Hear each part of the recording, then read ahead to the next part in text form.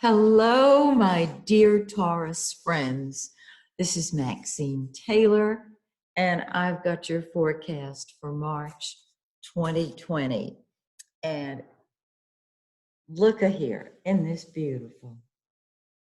First of all, let's start with Mars, okay? Mars is the red planet right there. Mars is action and energy.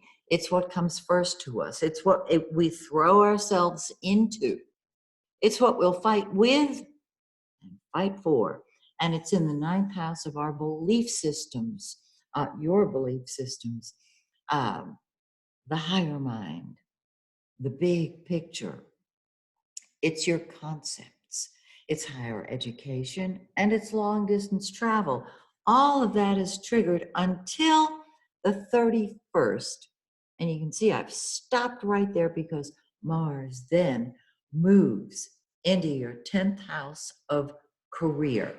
And with Mars right there on the midheaven, which is the top of the chart, you are getting ready to throw yourself into next month's career, which you're moving upward. You're not doing lateral moves. You're moving upward. So decide where you want to be next month and plan for it now.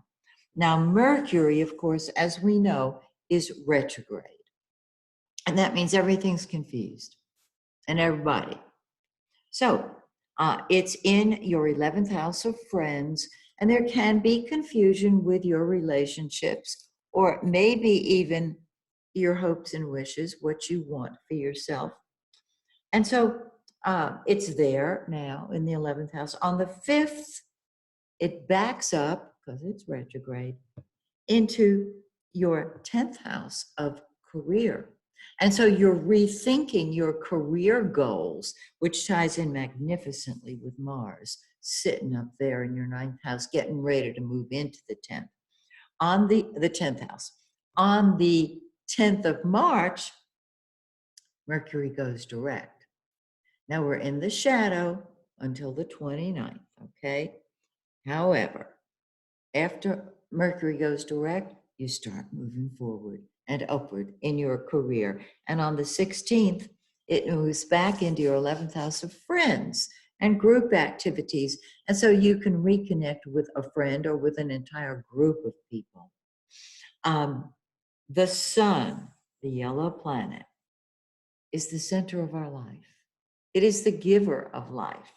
And it is in your 11th house of friends and hopes and wishes, which means you got a lovely social life going, even though Mercury is retrograde there. On the 20th, though, the sun moves into your 12th house, and you say, I want my solitude and my privacy. So you're going to pull back and retreat because it's a preparatory time for you. Because the sign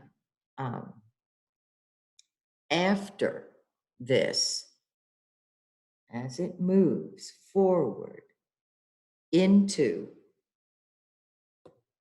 the first house, which it will, that is when you come alive. So you want to get back with me next month, don't you? Okay. So we start off with the sun in the 11th house, and then in the 12th, on the 20th, you say, go away. I want my solitude and privacy. I don't want you to feel like you're a hermit. Watch this. Venus, the planet of love and money and beauty, has been in your 12th house. And so you may be very dreamy about your love situation, or there may be something about your relationships, your love life, that you want to keep private. Do it. On the 5th, Venus moves, and this is your own planet, of course, your ruling planet. Venus moves into your first house, which is you, your body, yourself. And when Venus moves into your first house, wherever Venus is what you love. You love you. And you're going to find, this happens once a year. When you love you, you're able to love other people. And when you love them, they love you because your love for them helps them love them and return the love. Venus in the first says, indulge yourself. Maybe change your wardrobe style, your hairstyle, whatever, pamper you.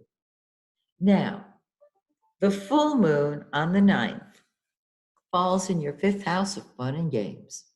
And children, if you have kids, they're going to want your attention. Whenever I see anything in the 5th house, you know I always encourage you to party. Be sure and party. Have fun. And the new moon, after 2 weeks after the full moon, because on the full moon, things come to a head. You're going to be invited out.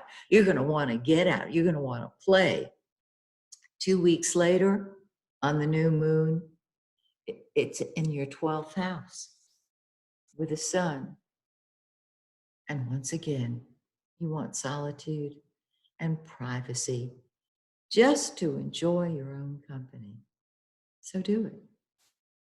So that's your month. I love Venus in your 1st house. Don't you plan? Now, I don't care if Mercury's retrograde. If you change your hairstyle, it'll grow back. Whatever you want to do that makes you feel wonderful about you, now is the time to do it. So that's your awesome forecast for this month. Join me next month when, once again, I take a look at your forecast. And if you want your own personal reading, just go to my website, MaxineTaylor.com. I'd love to do your chart for you. So till we meet again, may the stars shine brightly on you and yours.